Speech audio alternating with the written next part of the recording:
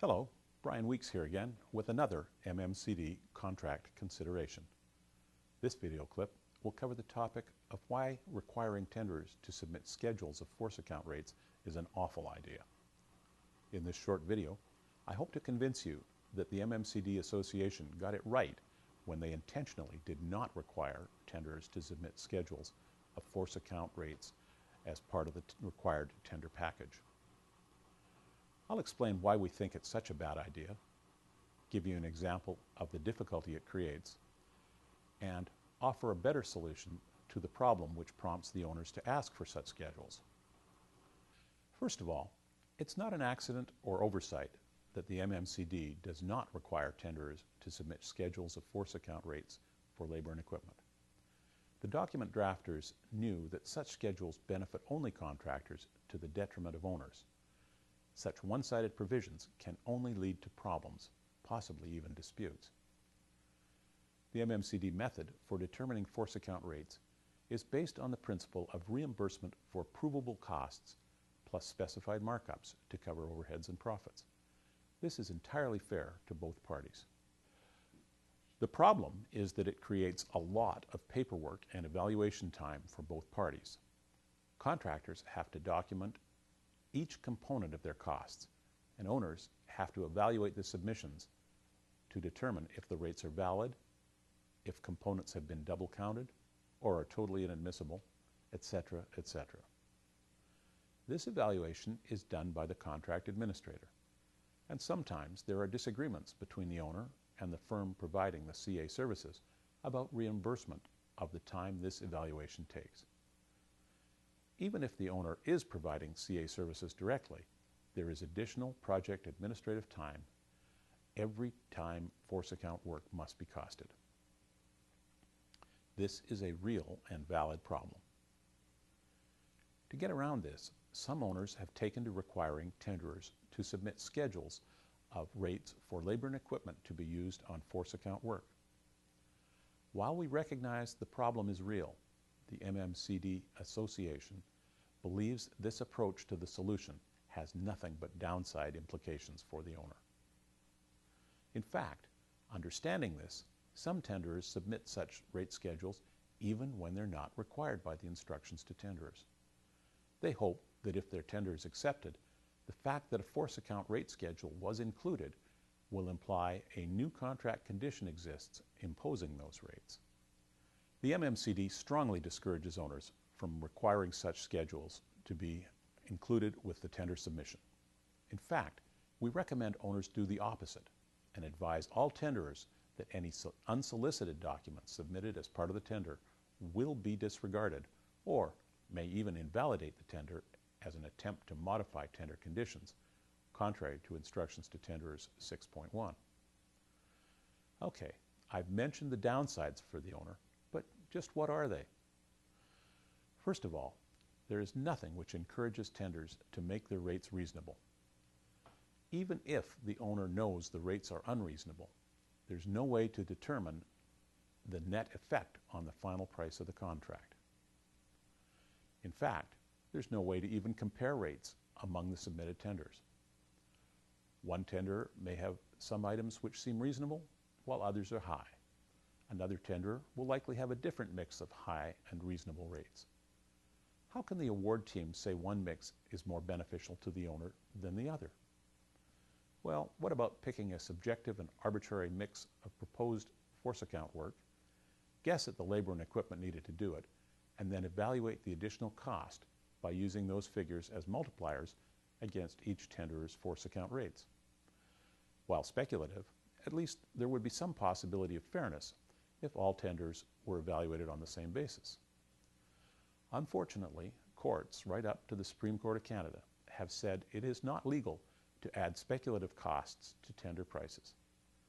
It is certainly not legal to do this when the evaluation methodology is undisclosed at the time of tendering, even if the method is logical and applied equally and objectively.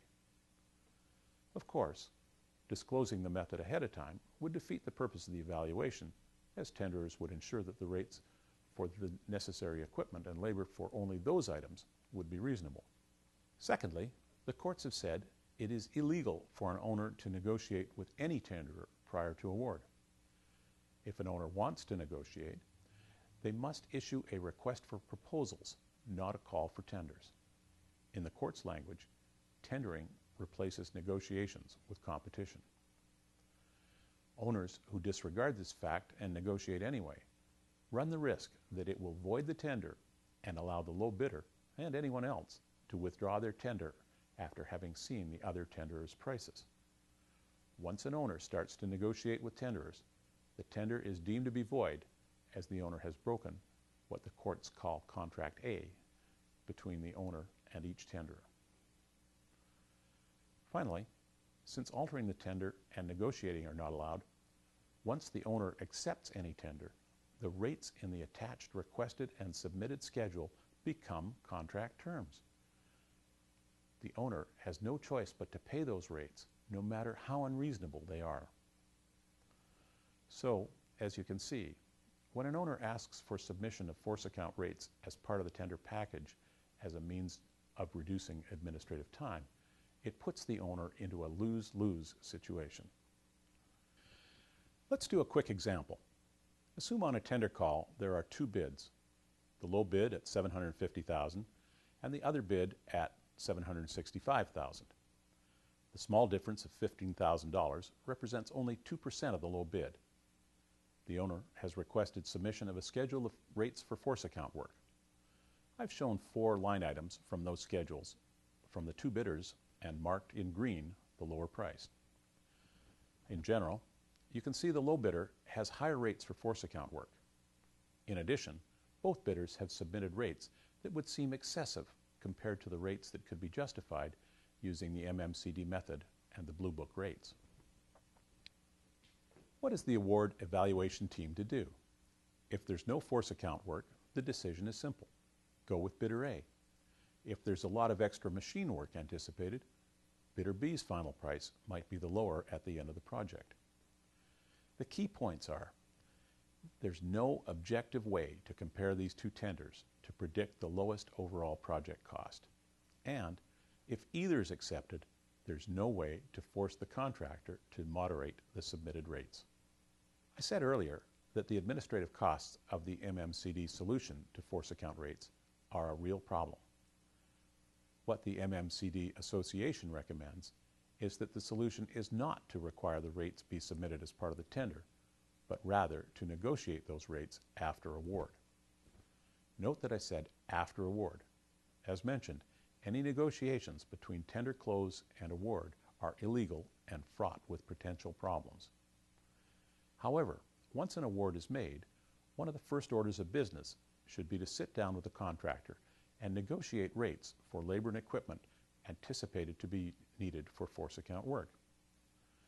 This should be done at or just after the initial pre-construction meeting, when both sides are still in the honeymoon phase and more likely to be amenable to reasonable compromises.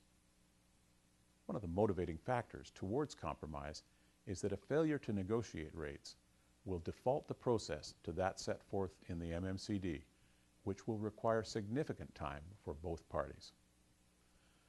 As a matter of process, once rates are negotiated, a change order should be authorized by the CA invoking those rates for force account work and voiding GC 10.1.1 where negotiated rates exist.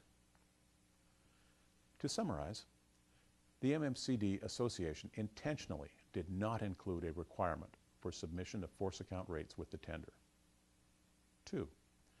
The MMCD Association strongly discourages requiring such submissions as they have only downsides for the owner, including unfairness among bidders, difficulty in making an objective award decision, the temptation to illegally negotiate prior to award, owner dissatisfaction at having to pay unjustified rates, or disputes when the owner won't pay at contractually obligated terms.